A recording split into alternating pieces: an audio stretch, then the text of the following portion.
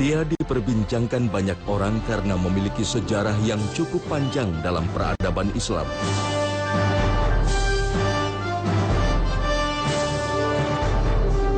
Tidak banyak orang yang mengetahui kemuliaan dirinya.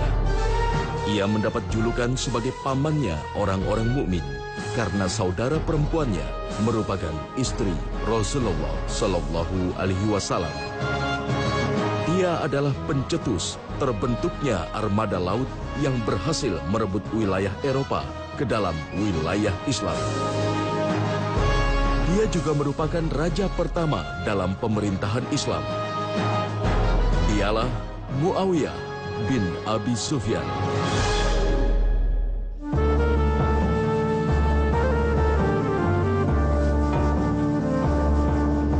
Muawiyah merupakan putra dari seorang pemuka Quraisy. Ibunya Hindun binti Utbah dan ayahnya Abu Sufyan bin Harb merupakan pasangan yang tercatat ikut memerangi Rasulullah Shallallahu Alaihi Wasallam bersama kaum kafir Quraisy.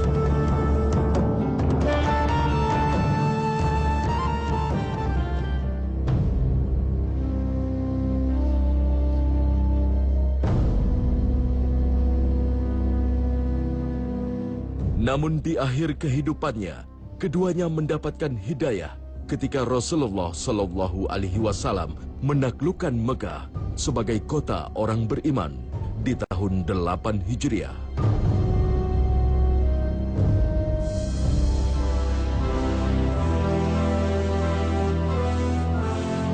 Muawiyah sendiri tercatat lebih dahulu memeluk Islam.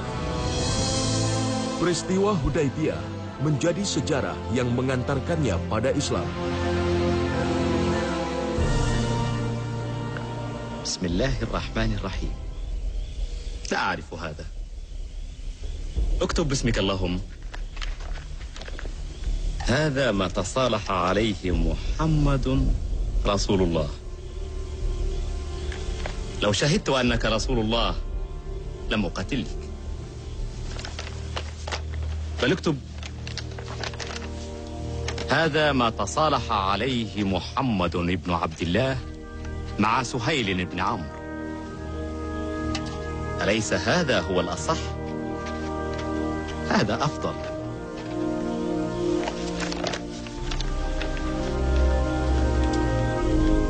يرجع محمد وأصحابه عامهم هذا عن مكة إلى ديارهم. مكة هي ديارنا. في العام المقبل نخرج لكم عن مكة فتدخلونها وتقيمون بها 3 والسيوف في أغمادها. Ketika tahun 6 Hijriah terjadi Sulhul Hudaybiyah, perjanjian Hudaybiyah. Saat itu Muawiyah yang usianya 24 tahun kurang lebih, dia mengatakan, saya mulai jatuh cinta pada Islam. Karena dia melihat bagaimana muslimin ditahan di sana, bagaimana Nabi membuat perjanjian yang bahkan menurut Umar saja tidak berimbang sebenarnya. Walaupun ini semua berdasarkan bimbingan wahyu.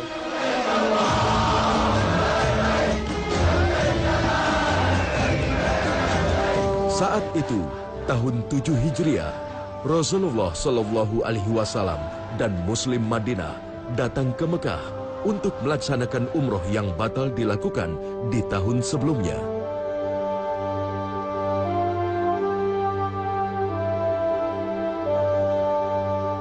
Disinilah pintu hatinya terbuka untuk menerima Islam sebagai keyakinan barunya.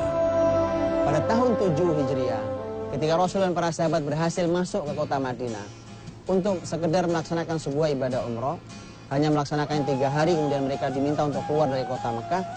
Disitulah para ahli sejarah, Imam Az-Zahabi umpamanya, atau juga Ibnu Sa'ad dalam At-Tabaqat, menyampaikan bahwa Muawiyah masuk Islam pada peristiwa itu. Sejak keislamannya, Muawiyah tak melewatkan waktu untuk belajar pada Rasulullah Shallallahu Alaihi Wasallam. Ia memiliki sifat terpuji serta kemampuan membaca dan menulis. Kelebihan inilah yang membuat Rasulullah mempercayakannya sebagai salah seorang pencatat wahyu. Sebuah tugas yang amat mulia. Rasulullah Shallallahu Alaihi Wasallam bersabda, Allahumma ja'alhu hadiyan wa mahdiyan wahdi bih. Ya Allah, jadikan Muawiyah sebagai orang yang memberikan petunjuk, mendapatkan petunjuk, dan karenanya orang bisa mendapatkan petunjuk. Sungguh-sungguh luar biasa. Bahwa ini adalah orang yang mendapat petunjuk dari Allah SWT, dan orang yang menjadi penyebab orang lain mendapatkan petunjuk dari Allah SWT. Bukankah sangat luar biasa? Bukankah kita yang diajari oleh Nabi, ya yahdillahu bika rajulan wahidan khairun laka min humurin na'am, atau khairun laka minad dunya wa ma fiha. Siapapun yang bisa menyadarkan orang sampai orang itu mendapatkan hidayah, lebih baik daripada dunia dan seisinya. Pengabdiannya sebagai pembela Islam tetap ia teruskan meski Rasulullah Shallallahu Alaihi Wasallam telah menghembuskan nafas terakhir di tahun 11 Hijriah.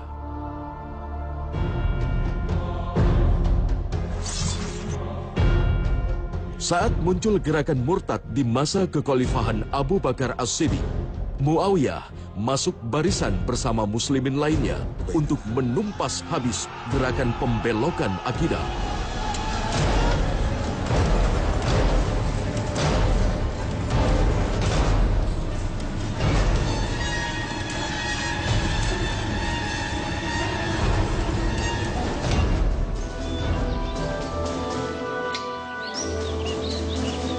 Ketika roda kekhalifahan bergulir pada Umar bin Khattab, posisi Muawiyah pun semakin diperhitungkan.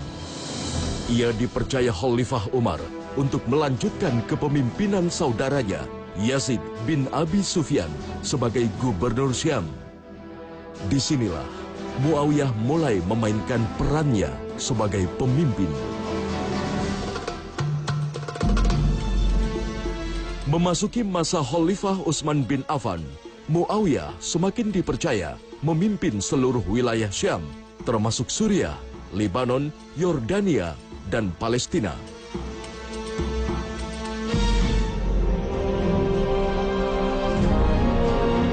Kesempatan ini tak dilewatkan Muawiyah untuk semakin memperluas wilayah Islam.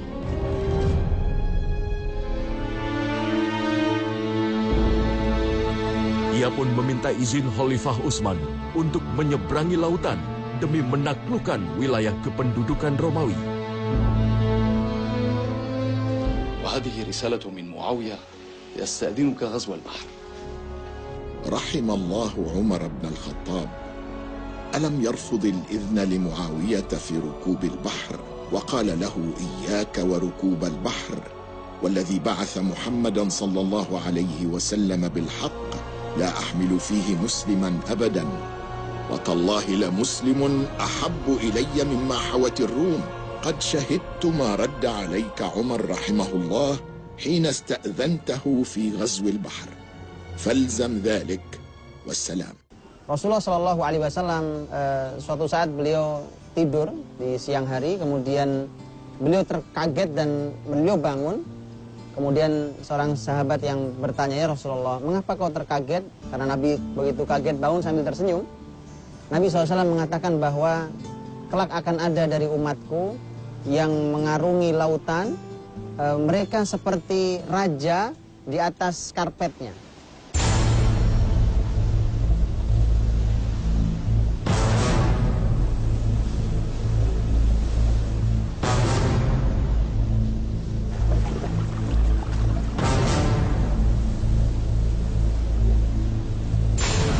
Inilah armada laut pertama dalam peradaban Islam.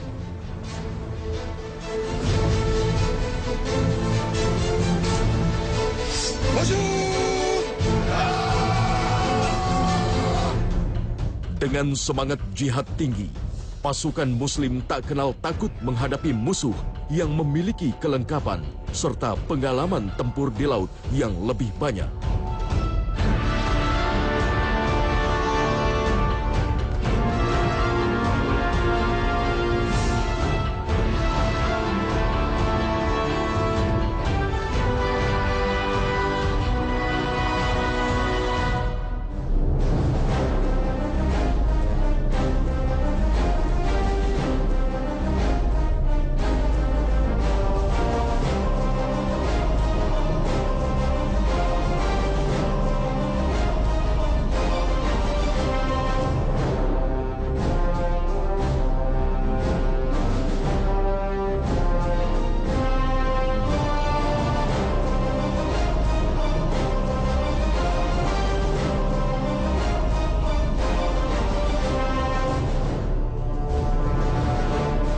Atas pertolongan Allah, pasukan muslimin berhasil merebut Pulau Siprus dari pendudukan Romawi.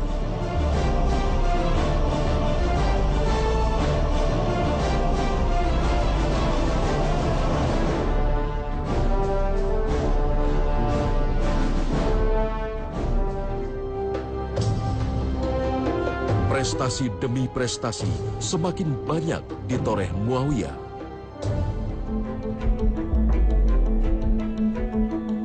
Di bawah Khalifah Utsman, ia memerintah dengan sangat bijaksana.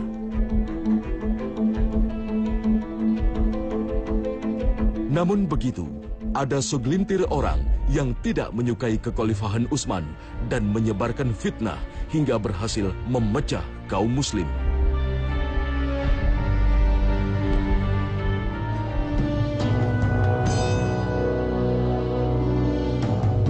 Hal ini membuat kondisi masyarakat kacau balau.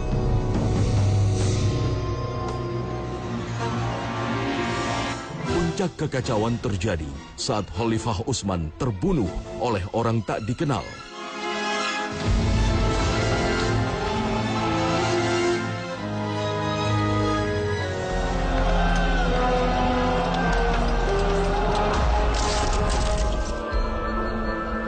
Melalui musyawarah, Ali bin Abi Thalib dibaiat menjadi khalifah pengganti Utsman.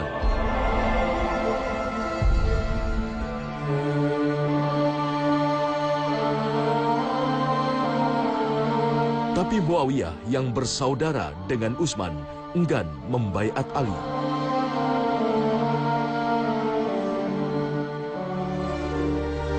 Ia justru menginginkan pengusutan pembunuhan Utsman didahulukan. Ayuhan nas, inna Utsman qutila mazluman. Qutila biyadi sufahaa munafiqin lam yuqaddiru ad-dam al-haram idh safakuhu fi ash-shahr al-haram wa fi al-balad al-haram. وقد قال تعالى: ولا تقتلوا النفس التي حرم الله إلا بالحق ومن قتل مظلوما فقد جعلنا لوليه سلطانا فلا يسرف في القتل إنه كان منصورا. أنا ولي دم عثمان أطالب بالقصاص من قتلته.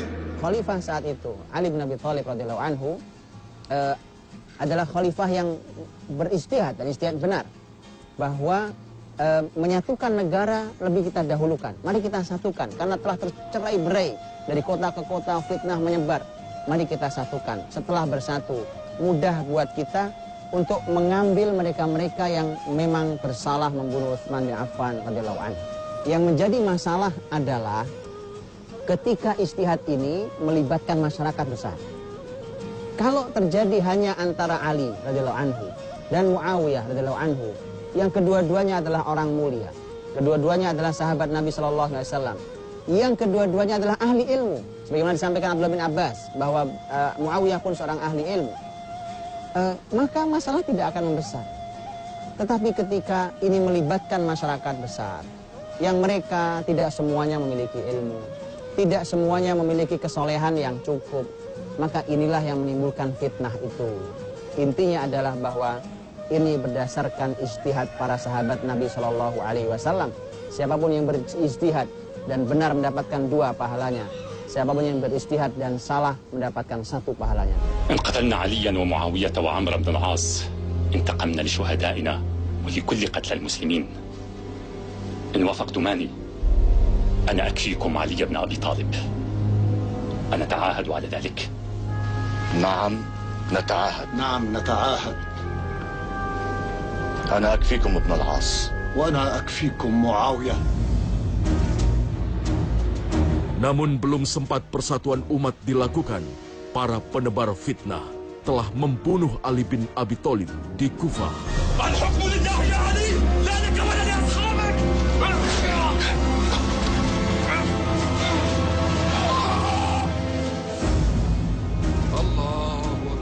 Bahkan Muawiyah tak luput menjadi sasaran pembunuhan para penebar fitnah.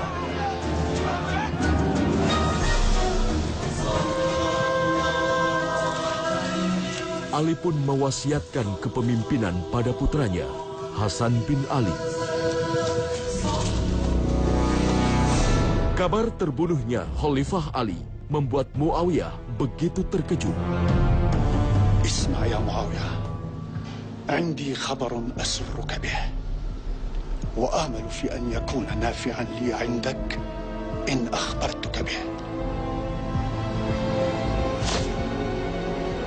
ما هو؟ إن أخا لي قتل عليا في مثل هذه الليلة.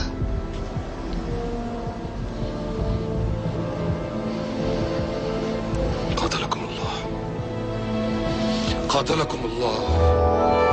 Meski berbeda pendapat dengan Ali, ia tak kuasa menahan kesedihan atas wafatnya sang pemilik pedang Zulfikar. مات علي بن أبي طالب. ذهب الفقه والعلم بموت علي بن أبي طالب. أتبكيه؟ أتبكيه قد قاتلته؟ ويحك، أنت لا تدري ما فقد الناس من الفضل والعلم والفقه.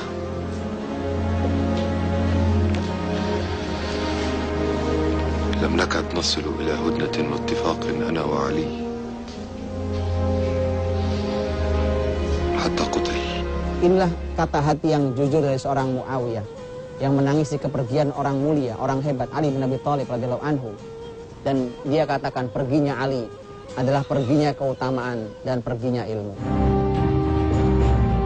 Berlanjutlah kekhalifahan di tangan Hasan bin Ali.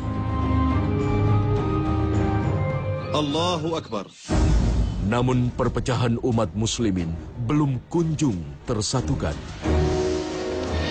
والله إنك لأكرم الناس خلقا وأطيبهم منبتا وأحسنهم مقالا وأزهدهم في هذه الدنيا. بما أن الاتفاق قد حصل بيننا فلماذا لا تكلم الناس وتخبرهم بالأمر؟ Hingga di bulan ke-6, akhirnya Hasan bin Ali berijtihad menyerahkan kekhalifahan pada Muawiyah bin Abi Sufyan. أيها الناس، وإن هذا الأمر الذي اختلفت فيه أنا ومعاوية إما أن يكون أحق به مني وإما أن يكون حقي، فتركته لله تعالى وإصلاح أمة محمد صلى الله عليه وسلم وحقن دمائهم. أيها الناس، إنا سنبايع معاوية أميرا للمؤمنين، فقوموا بايعوه، وإن أدري لعله فتنة لكم ومتاع إلى حين. Bahkan ketika Hasan ditanya oleh orang-orang, mengapa Anda serahkan kepemimpinan pada Muawiyah? Hasan mengatakan, dulu saat ayahku Ali bin Abi Thalib dan Muawiyah berhadapan, yang ada di depan mata mereka masing-masing adalah akhirat. Di depan mata ayahku ada akhirat, di depan mata Muawiyah akhirat. Tapi hari ini, ketika sekarang kita sedang berhadapan dua kekuatan muslimin, di depan kita masing-masing adalah dunia, bukan akhirat.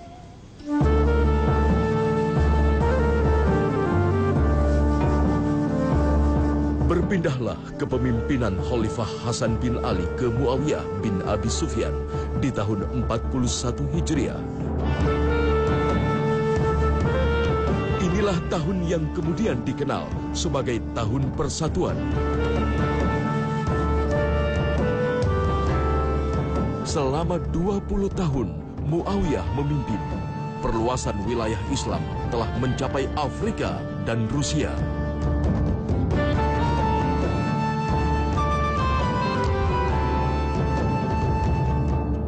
Masyarakatnya pun amat mencintai kepemimpinan Muawiyah.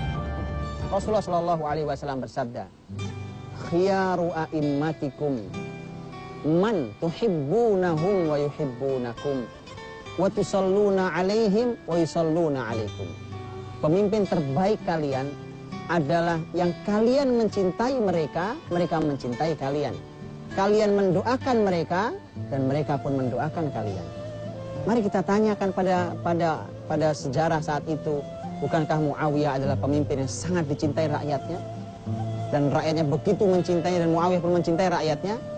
Itu artinya bahwa Muawiyah adalah khiyar a'immatikum, salah satu pemimpin terbaik kalian. Kebaikan itu adanya pada zaman Abu Bakar, Umar, Utsman, Ali. Tapi kemudian setelah itu pemimpin terhebat adalah Muawiyah radhiyallahu anhu. Adalah pemimpin yang luar biasa, dia menggabungkan antara kebaikan dan kepemimpinan.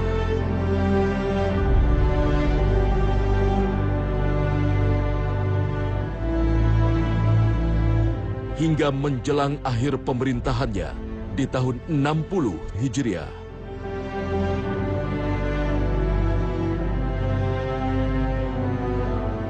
Masyarakatnya mempercayakan agar roda pemerintahan tetap dipegang oleh Bani Umayyah.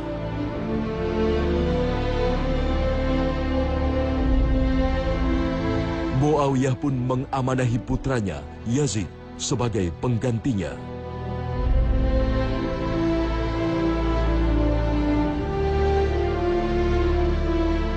Detak jantung Muawiyah berhenti di usia 78 tahun.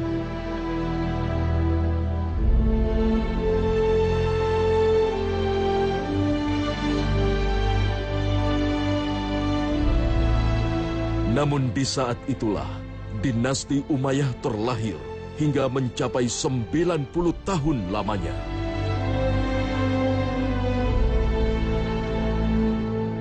Di bawah Bani Umayyah, Islam mencapai puncak kejayaan dengan perluasan wilayah hingga mencapai Spanyol dan Asia Tengah.